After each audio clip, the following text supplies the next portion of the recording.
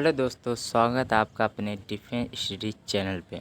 तो दोस्तों, मैंने आपको नेवी एमआर से रिलेटेड बहुत सारे प्रैक्टिस सेट करा चुका हूँ। यदि आपने उनको विजिट ना करा हो अभी तक तो उनको विजिट करिएगा। तो यहाँ पे आपका पहला क्वेश्चन यहाँ पे दिया गया है कि फ्लोरीन की कमी के कारण निम्नलिखित में से क्या होता है।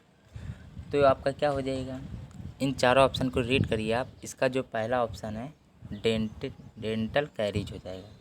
जो फ्लोरीन होता है आपका, फ्लोरीन की कमी से दांतों में क्षय होना शुरू हो जाता है। इस प्रक्रिया में दंत ऊतक टूटने लगते हैं। जो आपके दांत होते हैं वो आपके टूटने लगते हैं फ्लोरीन की कमी से। इनको आप रीड कर लीजिएगा और यहाँ पे ए ऑप्शन आपका राइट हो जाएगा।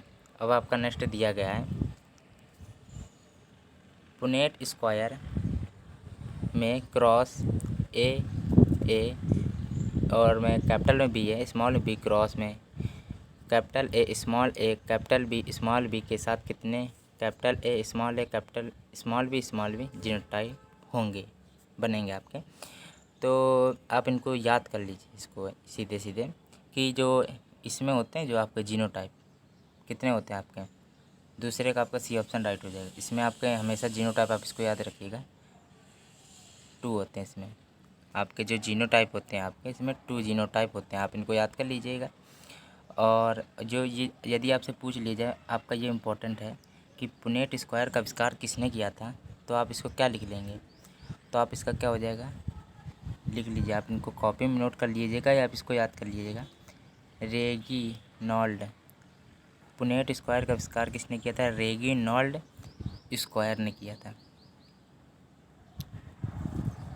अब आपका यहाँ पे नेक्स्ट क्वेश्चन दिया गया है यहाँ पे दोस्तों कि दिया गया है यहाँ पे तीसरा नंबर क्वेश्चन है, निम्नलिखित में से कोशिका का नियंत्रक केंद्र कौन है। इन चारों ऑप्शन को आप देख लीजिए।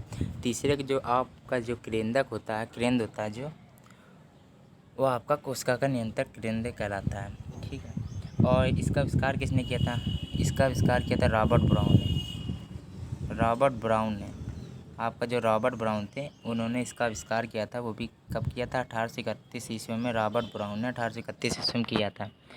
इसके 4 भाग होते हैं, कोशिका के 4 भाग होते हैं। पहला क्या होता है, आप इनके 4 भाग होते हैं। पहले तो आप ये देख लीजिए, ध्यान से सुन लीजिए कि रॉबर्ट ब्राउन ने खोज की थी 1831 ईस्वी में और 4 भाग होते हैं इनके कोशिका के। और पहला क्या होता है आप इनको देख लीजिए। पहला क्या होता है आपका, ध्यान से सुन लीजिएगा आप, केंद्रक कला होता है। पहला आपका केंद्रक कला होता है। और आपका दूसरा क्या होता है, आपका दूसरा क्या होता है, केंद्रक द्रव हो जाता है आपका। और जो तीसरा आपका क्या होता है वो केंद्रिका हो जाएगा। और जो तीसरा केंद्रिका होता है और दूसरा केंद्रक द्रव होता है। चौथा आपका क्या हो जाएगा, आप इसको याद कर लिए, क्रोमेटिन धागे हो जाएंगे, क्रोमोटिन धागे हो जाएगा अब इसका केंद्र होता है। और यहाँ पे चौथा नंबर क्वेश्चन पूछा गया है, निम्नलिखित तत्वों में से किसका सबसे कम गलनांक होता है। आप इनको चारों ऑप्शन को देख लीजिए। जो चौथे का क्या हो जाएगा, आपका जो डी पार्ट होता है क्रिप्टन, उसका आपका होता है गलनांक सबसे कम होता है। प्लेटिनम का क्या होता है, सबसे पहले आप ये देख लीजिए। प्लेटिनम का यहाँ लिख दे रहे हैं 1768 डिग्री सेल्सियस में चलता है यह। और सोडियम का कितना होता है आपका, सोडियम का दोस्तों आपका होता है 97.79 डिग्री सेल्सियस, 97.79 डिग्री सेल्सियस होता है। और यहाँ पे दिया है तीसरा एंटीमनी का क्या होता है। अभी इनको सब आप कॉपी में नोट कर लीजिएगा इनको आप। और इनका क्या होता है एंटीमनी का होता है 630, ठीक है, 630.6 डिग्री सेल्सियस। एंटीमनी का होता है 630.6 डिग्री सेल्सियस। और प्लेटिनम का होता है 1768। और आपका जो क्रिप्टन का होता है कितना है, माइनस का 157.4 डिग्री सेल्सियस होता है आपका। ये माइनस में चल रहा है और ये सबसे कम है आपका। तो क्रिप्टन आपका सबसे कम गलनांक पूछा गया था, क्रिप्टन हो जाएगा। यदि आपका सबसे अधिक पूछता तो जो प्लेटिनम होता है 1768 होता है, जो जिसका 1768 डिग्री सेल्सियस होता है वो राइट हो जाता है। क्रिप्टन का कितना होता है, माइनस का 157 डिग्री 4 सेल्सियस होता है। और कम पूछा गया तो इसका डी ऑप्शन राइट हो जाएगा, 157.4 डिग्री सेल्सियस, वो भी माइनस का होता है। अब आपका यहाँ पे नेक्स्ट दिया गया आपका 5वां नंबर क्वेश्चन पूछा गया है, मैग्नीशियम सल्फेट हेप्टाहाइड्रेट का साधारण नाम क्या है? इन चारों ऑप्शन को आप देख लीजिए और पाँचवें का ए पार्ट राइट हो जाएगा, एप्सम सॉल्ट हो जाएगा आपका यहाँ पे। और यहाँ पे जो दिया गया है मैग्नीशियम सल्फेट हेप्टाहाइड्रेट, इसका जो आपका वो सूत्र क्या होता है, अब इसका यहाँ कॉपी में लिख लीजिए। MgSO4.15H2O होता है आपका, 15H2O, 15 होते हैं जल अणु। और यहाँ पे और इसका जो साधारण नाम क्या होता है इसका, यही का साधारण नाम होता है एप्सम सॉल्ट होता है आपका, जो आपका यहाँ पूछा गया था। आप इसका सूत्र आप फिर से लिख दे रहा हूँ मैं, इसका सूत्र क्या होता है, MgSO4.15H2O होता है। आप इसको याद कर लीजिए। इसका जो साधारण नाम होता है वो एप्सम सॉल्ट होता है। 15 का ए, पाँचवें का ए ऑप्शन आपका राइट हो जाएगा। और इसका अर्थ इसका ये होता क्या, आप ये भी याद रख लीजिए। यह शरीर में मैग्नीशियम की आपूर्ति करता है। मैग्नीशियम क्या होता है, मैग्नीशियम होता है, इसका परमाणु क्रम 12 होता है। मैग्नीशियम Mg होता है आपका। इसकी जो पूर्ति होती है शरीर में, आपूर्ति आपकी कर देता है, पूरी करता है आपकी, कमी नहीं करता आपकी इसकी। और छठा नंबर क्वेश्चन आपका क्या दिया गया है, निम्नलिखित में से कौन सा एक प्रभावी अग्निशामक है? तो इन चारों ऑप्शन को आप देख लीजिए। छठवें का क्या हो जाएगा, जो हेलेनस होता है, इसको इंग्लिश में आप क्या इंग्लिश में देख लीजिए, HALONS हो जाएगा। तो एक प्रभावी अग्निशामक है ये, आप इसको याद कर लीजिए इन चारों ऑप्शन में। और इसका प्रयोग किस में किया जाता है, आग बुझाने में भी इसका प्रयोग किया जाता है। और यहाँ पे नेक्स्ट दिया गया है, देख लीजिए। 7वें नंबर क्वेश्चन पूछा गया है, निम्नलिखित गैसों में से किसकी कमरे के तापमान पर पानी में सर्वाधिक घुलनशीलता होती है? तो आपका यहाँ पे क्या हो जाएगा दोस्तों, इसका राइट ऑप्शन, इन चारों ऑप्शन को अपडेट कर लीजिएगा। 17 का सी ऑप्शन आपका अमोनिया होता है, अमोनिया NH3 होता है, वो आपका राइट हो जाएगा। और जो आपको आप ये भी याद रख लीजिए कि अमोनिया गैस होती है जो आपकी, वो कमरे के तापमान पर सर्वाधिक घुलनशील होती है, कमरे के तापमान पर सर्वाधिक घुलनशील होता है। और इसकी एक हैबर विधि होती है जिससे ये अमोनिया प्राप्त होती है, वो भी आप देख लीजिए। N2+3H2 होती है, N2+3H2 होती है, तब 2NH3 बनता है, तब अमोनिया बनती है आपकी। और अमोनिया जब बनती है तो इसको आप फिर से देख लीजिए, जैसे कि हैबर विधि इसको कहते हैं, इससे अमोनिया प्राप्त होती है N2+3H2O। तो क्या प्राप्त होता है आपका 2NH3, और आप अमोनिया के साथ साथ आपकी ये भी प्राप्त होती है 24,000 कैलोरी भी मिलती है आपकी। आप इसको याद कर लीजिएगा। और कमरे के तापमान पर पानी में सर्वाधिक घुलनशील अमोनिया होती है, NH3 हो जाएगा आपका राइट ऑप्शन इन चारों में। और यहाँ पे 8वां नंबर क्वेश्चन पूछा गया है, देख लीजिए कि वायु की आर्द्रता डैश नापी जाती है, किससे नापी जाती है? तो आपका जो 8वें का क्या हो जाएगा दोस्तों, हाइग्रोमीटर होता है, उससे आपकी वायु की आर्द्रता मापी जाती है।